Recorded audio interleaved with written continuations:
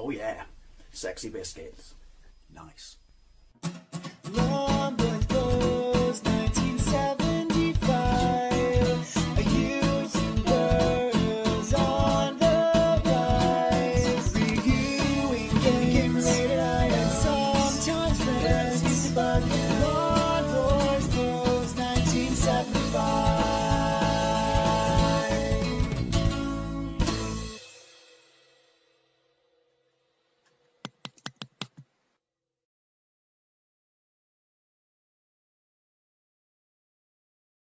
Hey YouTube, Blonde Boys Post 1975. I was going to say welcome to another Fat Friday video then.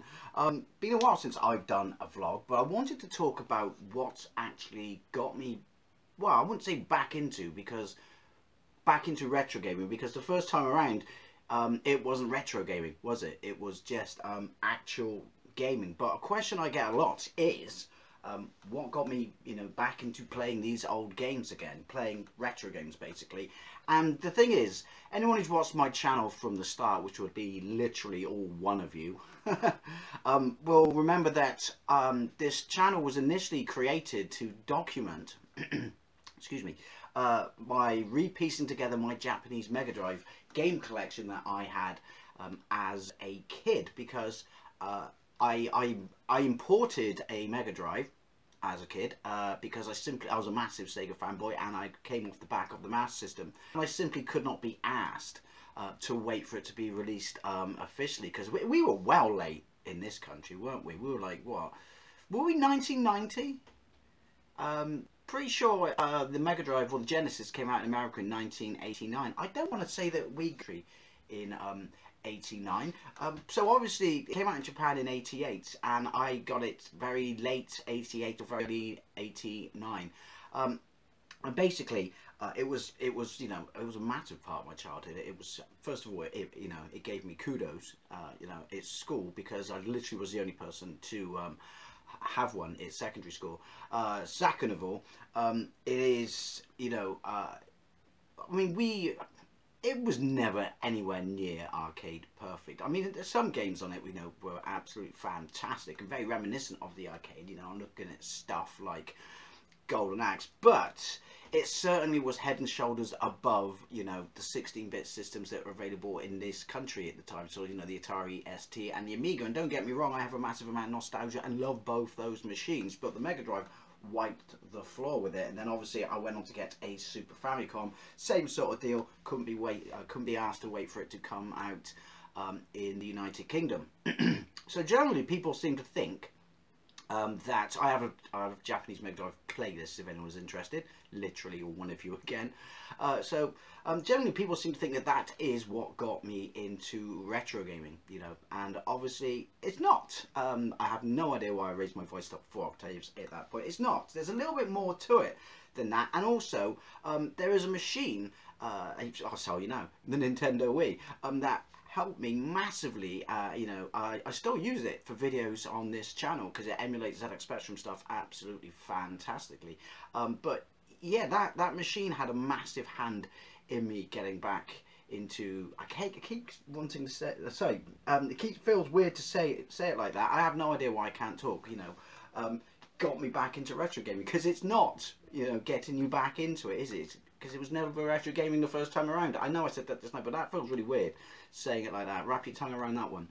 But yeah, the Nintendo Wii, in both an official and unofficial capacity, played a massive part in it as well. Now, the first time I was exposed to emulation was my first actual IT job, where I worked for a company that supplied software for garages and stuff like that. And we used to play, because I think this would have been like 1998, and yeah, because Armageddon came out. That's how I remember stuff, by albums and movies. And there were 2 emulations. They were DOS based, and I think I want to get the name right. You had like a disembodied hand moving around like that, and there was a bar at the top, and you could load ROMs. And one was Nesticle, which allowed you to play NES games, and yeah, I used to play, and you play them on the keyboard, which worked absolutely fine for me growing up with a ZX Spectrum.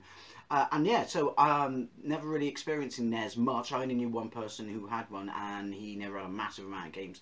This is when I had my Master System, and I never really got to play it much at his house anyway, but because of Mean Machines and, you know, CVD and stuff like that, and obviously, you know, as an adult, knowing how popular it was in North America, it was something that I always wanted to play. So we used to emulate it at lunchtime and stuff like that on these machines, you know, Nesticle. And yeah, I remember playing DuckTales for the first time. And then there was another one which I want to say was Genesis, as in CYST, you know, cyst, attractive.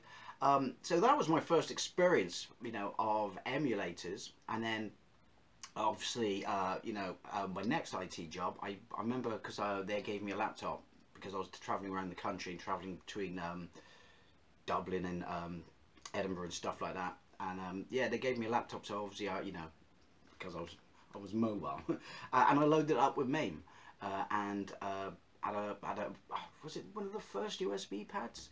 So, you know, I was familiar with, but these were emulators where, you know, obviously they were on machines that, you know, for the first time around was at an office, so obviously I couldn't play it at home. And the second time around, I was so busy travelling and stuff like that, I never really got to play it anyway. I used to play it basically on the train and stuff like that, and on the plane. But the point is, these, you know, I was hands-on with emulators, but not to the extent of having it conveniently on a console, you know, allowing me to play, you know, well, the convenience of playing it in my house. So yeah, the point is, yeah, I was familiar with emulators and stuff like that. Now moving on years and years and years and years and years later, and I came back from Canada, and I want to say it was very early 2007. I got my Nintendo Wii. It was funny because you couldn't get them for love or money, and I just decided I was going to get one and I was going to sell it on. And then I didn't, because I opened it and played it and I loved it from day one. Honestly, the Wii is, I've got, you know, videos on this, the Wii is one of my favourite consoles of all time. People always rabbit on about, oh, look at the shovelware on it, look at the shovelware on it, all tactile motion controls. Every console has shovelware, and yeah, there are a bunch of basically PS2 ports with tactile motion controls. However, there's also a bunch of games with absolutely fantastic motion controls, and it nailed it, that system, especially when the Motion Plus came out. I understand that I'm talking about stuff right now that's got fuck all to do with how I got back into retro gaming, but yeah, so, you know, when the Motion Plus came out, there's some absolutely fantastic games, you know, for the Motion Plus, and obviously the Mario games, they work really well with motion controls, you know, and stuff like that. But the point is, got my Wii, and then a few years later, one of my mates at work, used to hang out at his house, and his brother, one day, who used to work with us, then went somewhere else, he ordered through the post. I didn't know anything about this, he didn't tell me, so this would have been around about 2009, so we're still like 3 years before I even had a YouTube channel. And you know, and I had no interest in playing any retro games at this point. You know, like I said, I pissed around with them in emulators and things like that, but I literally did not have any intention of, you know, devoting quite a large chunk of my life to retro gaming, and certainly collecting a vast amount of systems and starting a YouTube channel. Like, nowhere, you know, on the horizon was that, just not on the cards, anything like that. And then one day he goes, come and have a look at this. My brother just ordered some stuff through the post off eBay, and he ordered a PAL Super Nintendo, so a PAL SNES and a PAL Mega Drive, and a handful of games for each of them. And I was like, holy shit, the Mega Drive. I had one of those when I was a kid. I had one for a bit, around about the same time I had my PlayStation as well, which would have been the mid-90s. But yeah, and like, I just remember looking at it and just thinking the massive amount of you know, nostalgia and love I had for this system. And I told you I had one when I was a kid. I imported out a Japanese one and stuff like that. And so, I don't know, something went in there, something like kind of, you know, twisted a little bit, and like my interest was piqued, if you will. And then the other one that really, really, like, you know, well, not really anywhere near as much as the Mega Drive, because that is, like, you know, my childhood encapsulated right there, even though I had a Super Famicom as well. But yeah, so he had a SNES and he had a copy of Street Fighter 2, and that was another one, because when I obviously anyone who watches my channel and has time from the beginning, again, all one of you, anyone who knows, you know, I had a Super Famicom, knows that I imported Street Fighter 2 Japanese for 75 quid in 1992, the amazing, like, long box VHS tape style boxes, like American VHS tape boxes, not like us, because we got clams, because we were cool. Yeah, that always would have, you know, made me wonder, like, why cardboard boxes? I would have been pissed off if I paid fucking 15 quid for, you know, my favourite movie like Back to the Future, only for it to have a cardboard case that just would have got bent, damaged, and, you know, chipped and shit like that. Obviously mine wouldn't have if it was Back to the Future, because that movie deserves our respect and love, and I take care of my shit, but you know what I mean. That's what the boxes were like. I am aware that I'm going off on multiple tangents here. So that made me think, because I remember that whole summer 1992. I have a video on this in my Nostalgic Memories of video playlist, which is, you know, the perfect gaming summer, which was 1992 for me when I got Street Fighter 2, the World Warrior, and me and my mates were literally all summer holiday just played Winner Stays On, and yeah, I was pretty fucking popular that summer, I can tell you as well, being, you know, pretty much the only person anyone knew who had a copy of Street Fighter 2, and also getting to play it on an NTSC 60Hz machine, because that was the first thing I noticed about when he fired up these two machines was, God, they're slow. Even though I hadn't seen them in years, like, these are slow. And look at the borders on Street Fighter 2, and again, look how fucking slow it is. But it's funny, because for all its faults though, we played these, you know, all morning around his house. And I just, like, the memories just came flooding back, and it was funny, because so did my Street Fighter 2 skills, because I remember I thrashed them. And he said, oh my, wow, you can obviously play this. And I said, oh dude, like, honestly, I sank so much of my life into this as a kid.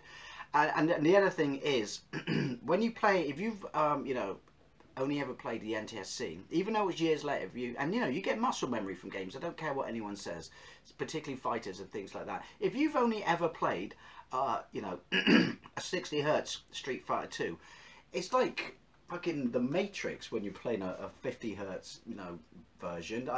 It just slows, you slow down to bullet time. It's like, you know that bit in Spider-Man, the original one with Tobey Maguire, where, you know, Flash is trying to hit him and it's like that, it goes by him and he goes, it felt like that. I had fucking weeks of time to react to the moves and stuff like that. But the point being, that moment, that you know, that ignited something in me, absolutely definitely ignited something in me. I mean, I didn't buy my, you know, new Japanese Megadrive, well, new, old, Japanese Megadrive until the year 2011. It's literally ran about February. I did have a video of it being unboxed. It's one of my first videos that actually really blew up for a channel that had like 200 subscribers at the time, and it was Trouble. I can't remember the numbers. Remember that guy? Awesome person. But I don't know how he found it, but yeah, he in, you know, when he used to do a series of videos about you know, other YouTubers and the videos that they are doing, he you know, shouted out my Japanese Megadrive video, and so yeah, that blew up. It's not there anymore, because back then I didn't have a Scooby what I was doing, didn't understand things like copyright and things like that, and I just had, you know, the TV on in the background, which is incredibly unprofessional. Not that I am professional, I mean, you've seen my channel, it's cheap as chips and shit, but yeah, it's incredibly unprofessional having background noise and shit like that. But more so because TV adverts, back in the days when I had a TV, well, I've still got a TV, obviously, because I play games, but I don't watch TV. Certainly, you couldn't pay me to watch the BBC. I just watch YouTube and Amazon Prime. But, so, yeah, I deleted a whole bunch of videos that had that in it because of the various ad apocalypses and things like that, because, you know, you could get flagged for that. You could get flagged for it. But, again, I am aware that I'm going off tangent here and stuff like that.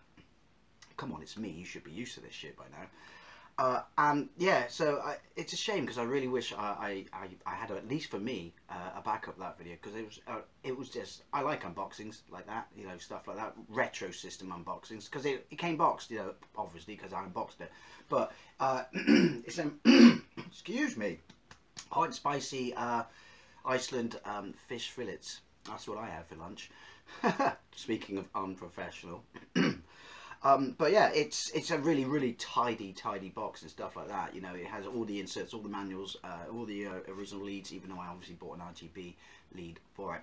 And yeah, so that obviously was a few years, you know, down the road. But in 2009, this would be, obviously I had my Wii for 2 years at this point, and Ghostbusters, the video game, the first time around was coming out, and because it was coming out on Blu-ray and Sony owned Columbia or something, I don't know. They owned something to do with Sony Pictures, basically, isn't it? Columbia now, and because it was coming out on Blu-ray, they wanted this exclusivity thing in the United Kingdom for some reason, which really pissed me off. So you'd have to wait, I don't know, 6 months, maybe 8, for it to come out in this country. On anything other than a Sony system, which pissed me off generally because, well, I say anything other than a Sony system, it was the Wii, wasn't it, and the 360. So, or was it the 360 version? I don't know. There was some exclusive thing because I know I couldn't get it on the Wii, and I remember saying to my mate, who was the same guy, whose house I used to go over, and didn't work with me at this point, and hang out with, and played his brother's, retro systems. And I genuinely, I pre-ordered it and then was expecting it to come out, and then I found out that it was not this exclusivity thing, and I was like, fuck that. I was really genuinely, gutted, and I remember saying to him on I think he actually still works here at this point. I remember saying to him, at the end of the week or something at work, I'm going to find a way to play this game.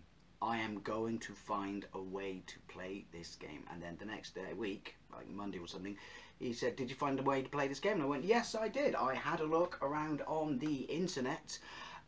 Didn't do it off YouTube. There were no YouTube videos I could see of it then, but then to be fair, in 2009 and stuff like that, I think the majority of YouTube was just full up of cats falling off pianos and shit like that. It's by far no means like it is now, with this vast amount of separate communities and obviously a massive retro community. So, and how cheap this stuff was back then, by the way, retro stuff. What did I pay for my box Megadrive? Japanese one, obviously. I think it's safe to say you've probably realised that if you're this far into the video. I certainly didn't pay more than 100 quid. I know I didn't. Could you even do that now? Close to that for a box Japanese Megadrive? Now they essentially, there's the irony, people like me have driven up the prices for everyone else. Sorry about that. But yeah, so I said to my soft mod editor, and he goes, what's a soft mod? I said, I looked in, there was this thing you could do with something called the Twilight hack, where you would exploit something in the Zelda Twilight Princess disc, and you could hack it. But I found something else where you load files onto your SD card. And what I did was, I went and bought another Wii from Cash Converters, because I was that terrified of bricking it, and I didn't want to, fuck up my Wii. Awkward when you say it like that, because the sheer amount of games I had on it that I bought from the Wii store, which factors into this as well, because remember at the start of this video when I said it had a massive hand in, reigniting my love of retro gaming, both in an official and unofficial capacity. That would be the virtual console. But anyway, so I hacked it purely and simply so I could put, what was it? Was it Gecko? I'm pretty sure it's Gecko. I still have this Wii. I sold my other Wii, my official one. I should have probably just soft modded that. Now I was comfortable with doing it. Oh my god! This is definitely what I should have done, because then I could have kept all the fucking games on it. Because I sold it to Pink Planet. I think I got away with that stealth, Windy Pops there. And obviously they wiped that shit, which I always thought was a bit. I mean, having said that, is that just I don't know. Surely you must be able to wipe credit card details and shit like that and not have to wipe the games. I don't know. To be fair, once I had my modded Wii, I never ever went back into the virtual console. But anyway, so yeah, I bought it primarily, I hacked it primarily just so I could play Ghostbusters, which I did. I still got that copy. It's an American copy. I'm sorry, a North American copy. That game's absolutely fantastic. One of my favourite Wii games. It's just superb. And the motion controls are definitely not tacked on ones. They work supremely well, and it feels like you've actually got, a proton pack.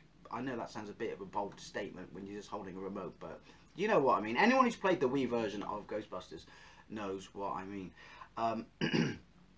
So it's only till then that I realised that I'd opened up to this whole new, wealth of opportunities and possibilities because of all these emulators. But in an official capacity, before I modded it, yeah, the fact that they had Virtual Console on there and all these old games, that also, ignited, an interest in retro gaming for me again, because it was just to revisit a whole of the bunch of the stuff that I had as a kid. And obviously you had Commodore 64 games on there as well, which was mind-blowing for me because I was a Spectrum fanboy back in the day. People would argue I still am, but obviously I used to fight and defend the Spectrums on vehemently in the playground, in the great Playground Wars campaigns of the 80s and early 90s. And because I still played my Spectrum, even though I had Megadrive and a Super Famicom and shit like that, because I loved it. Kids probably find that mind-blowing now, but if you've got this shit-on machine, if you've got PlayStation 4, why would you play PlayStation 1? Retro gaming, that's why. But yeah, so the Virtual Console, before I even knew that you could mod stuff and add emulators onto a console, that was fantastic, especially because, like I said, I played a bunch of Commodore 64 games on there. International Karate Plus, IK Plus, it's not called International Karate Plus, I am aware of that. So playing Commodore 64 games was utterly fantastic. But also, it had TurboGrafx 16, and I had a TurboGrafx 16 because I bought one in America when I was on holiday in 1991, even though I had a Super Famicom, because I was aware of it being basically the PC Engine, and such was my love. My brother had a PC Engine back in the day, but such was my love of the PC Engine, and it was a holy grail machine in this country because of magazines like CVG and Mean Machines and the Complete Guide to Console books made it so, but it never got released, and that was devastating. But here I was playing. R-Type was one of the first games I downloaded. Space Harrier, the arcade game as well. Because that was, and if you grew up playing Space Harrier in the arcades, even though the home system versions were fantastic, particularly the ZX Spectrum, seriously, it's one of the best ports of Space Harrier. Never being able to play an arcade perfect version of it was, the minute you got that, you had the chance to do that. I wonder how many people of my generation who had Virtual Console, the first game they probably downloaded was Space Harrier. Simply because, oh my god, I finally, after all these years, get to play Space Harrier arcade perfect. And yeah, I loved it. And so I actually spent a shit ton of money in a Virtual Console. When you had to buy the Nintendo cards, didn't you? Do you remember that? I think eventually I just got fed up with it and got a new credit card. But yeah, so I bought a large amount of Virtual Console games across all systems. Mega Drive, NES, N64.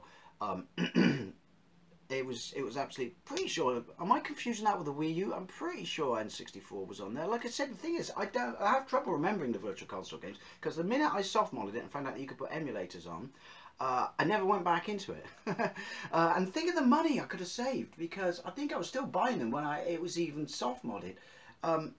But so when I found out you could put all these emulators on it, and you could put MAME on it, which is really, really finicky to get to work on the Wii, and you could only have about 10 games in it at once. And I never remember MAME having you have to have CHD files. What was that, compact hard disk files? When I ran out on a 166, computer back in the day, never did that, never needed it. It must be some subsequent release of MAME to take advantage of, I guess, newer games and stuff like that. But yeah, so getting it run on the Wii, it's not impossible, but it's very, very finicky. But I did it, and stuff like I can't remember the name of it now. I'm so professional and good at this, aren't I? It's an on-rail shooter where you're in a minecart by Sega, and yeah, you even use the motion control pointer as your light gun. I mean, that in MAME on the Wii, that's brilliant. But yeah, so I played a bunch of MAME stuff, but playing the Mega Drive stuff, that coupled with you know, playing that guy's console a couple of years ago at this point, playing the Mega Drive stuff, I was really properly getting back into it now, because even though I spent a lot of money on Virtual Console, at this point, thanks to emulators, I get pretty much a full set of Mega Drive ROMs. It's funny now because obviously I've got many Mega Drives and many EverDrives, so just bag in the SD card, off you go. Imagine if me then saw me now's collection, would have had a fucking stroke. And probably wonder how much money he could have had if he didn't spend it all on this.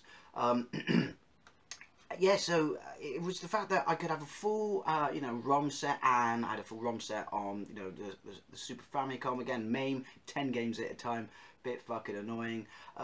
Obviously, there was the backward compatibility of the Wii anyway, so, you know, my love of the GameCube, which, I mean, at that point, it's not really a retro console, is it, the GameCube? But you know what I mean. In fact, when does something become a retro console? It's like PlayStation 2 clearly is a retro console because it's, you know, 20 odd years old, but yeah, my brain doesn't think of it as an old system. I don't know, I still think the graphics on the PlayStation 2 are really good graphics. Maybe other people don't, probably think that statement's a bit weird, but all these ROMs, all these systems, you know, Game Boy and stuff like that, that was a brilliant one, playing Game Boy on your TV, you know.